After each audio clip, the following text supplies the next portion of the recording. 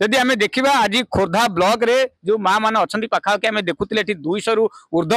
आमर माँ मैंने आई जो मैंने कि 50 स्तर कम करते आज से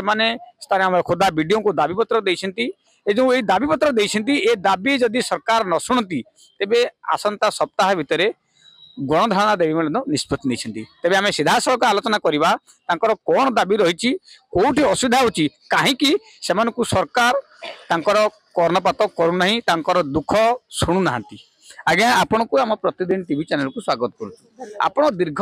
6 वर्ष धरी काम करते कौन असुविधा होती आज पर्यटन आपको दौड़ा मिले आम निस्वार्थपर भाव में दीर्घ 6 वर्ष धरी कार्य कर आसुचु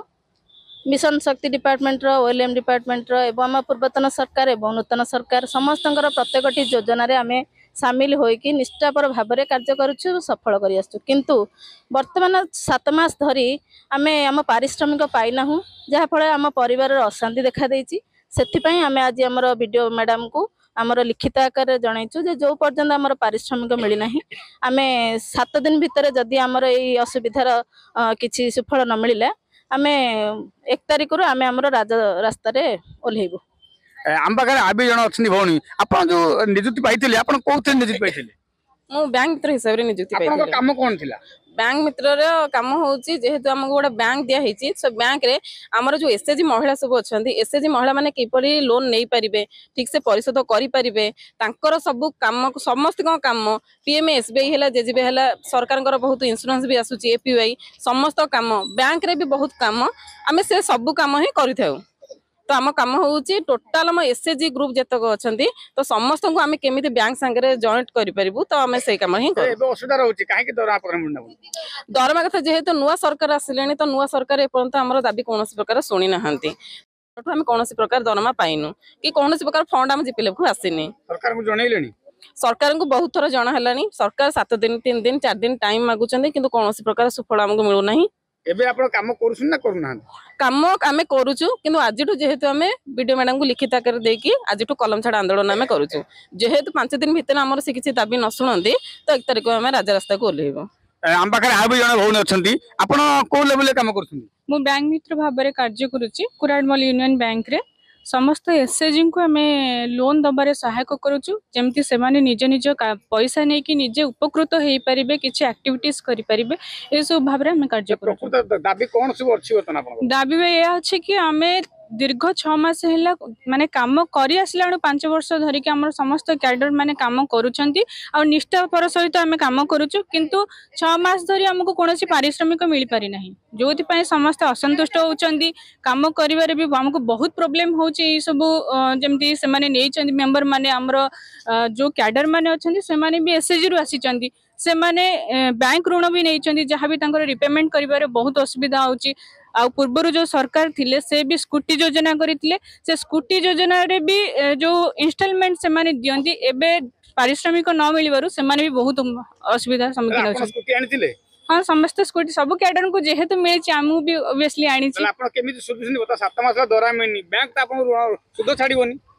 तो केमिति कोन आप सुधुसनी सेटा असुविधा होछि ना सुजिबारे जहां पळे कि कैडर माने जो नेइचंदी स्कूटी आस्ते आस्ते सेटा एनपीए होबक भी बसलानी तले आपण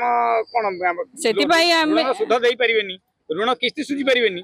जहां पर आपण को स्कूटी भिडा हबो सेटा प्रॉब्लम ना समस्तिंगर जते बेले सरकार नियुक्ति देले 2019 रे हमर कैडर मान को नियुक्ति देले सरकार चली थिला ठीक ठाक रे किंतु जते बेले नुवा सरकार आसिले हमको 6 मास पर्यंत पारिश्रमिक मिली नाही सेटा हमको असुविधा होची किंतु आमे नुवा सरकार को पई काम करछु पूर्वर जो सरकार थिले तांको पई भी काम करथिलु एबे भी काम करछु किंतु आज आमे जेहेतु पारिश्रमिक कोनोसी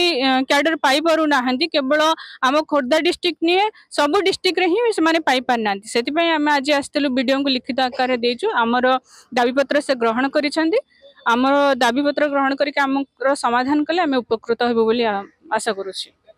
समस्त को मोर नमस्कार मु खोर्धा ब्लॉक रा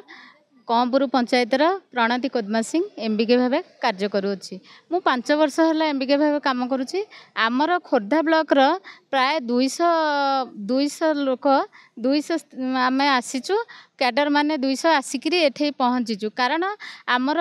पारिश्रमिक 7 मास है आमको मिलूनी आम सबू कार्य लिप्त रही गवर्नमेंट आमको କିଛି ମାନେ ସେ ଗଭର୍ଣ୍ଣମେଣ୍ଟ ଯାହା ଆମକୁ ସାହାଯ୍ୟ ମାନେ ତାଙ୍କ କାମ କରୁଥିଲୁ, ଏ ଗଭର୍ଣ୍ଣମେଣ୍ଟର ବି ଆମେ କାମ କରୁଛୁ। କିନ୍ତୁ ଆମକୁ ଆଜି ପର୍ଯ୍ୟନ୍ତ 7 ମାସ ହେଲା ପାରିଶ୍ରମିକ ମିଳୁନି। ଆମେ ସୁଭଦ୍ରା ଯୋଜନା ଠାରୁ ଆରମ୍ଭ କରିକି ସବୁ ଯୋଜନାରେ ଆମେ ଲିପ୍ତ ରହୁଛୁ। ତେଣୁକରି ମୁଁ ଏତିକି କହୁଛି, ଖୋର୍ଦ୍ଧା ବ୍ଲକର ଯଦି ଦରମା ଆମର ନ ମିଳିବ, ଆମ ପାରିଶ୍ରମିକ, ଆମେ ଅନିର୍ଦ୍ଦିଷ୍ଟ କାଳ ପାଇଁ ଆମେ ଧାରଣାରେ ବସିବୁ, ଏତିକି କହୁଛି। ଆମେ ନିଜ ଜୀବନକୁ ଦେଖନ୍ତୁ, ଗୋଟେ ଏକ୍ଜାମ୍ପଲ୍ ଦେଉଛି। ଯେଉଁ ଆମର ପ୍ରାଇମ୍ ମିନିଷ୍ଟର ଆସିଥିଲେ,